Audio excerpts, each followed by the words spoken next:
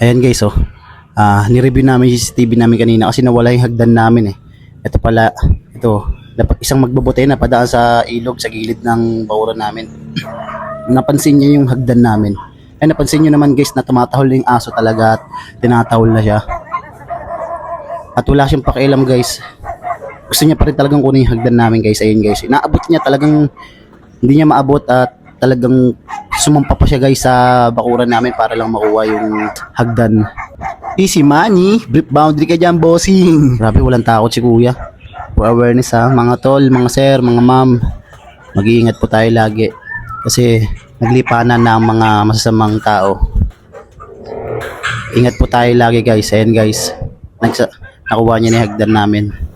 At patuloy siya sa paglakad, palayo.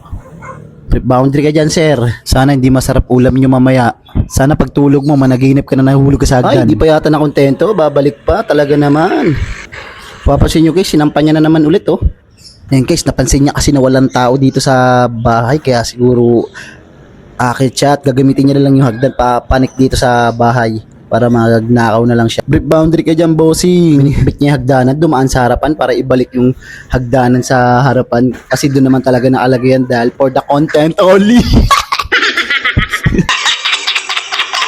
So yun guys, binabati ko nga pala yung mga solid supporter natin dyan sa YouTube.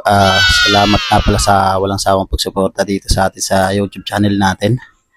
Papakita ko lang sa inyo na naka 1M na nga pala tayo sa content natin na simpleng tao. Woo! Kung gusto nyo mapanood yung video guys, nasa comment section yung link. At pa-subscribe na rin ang ating channel guys.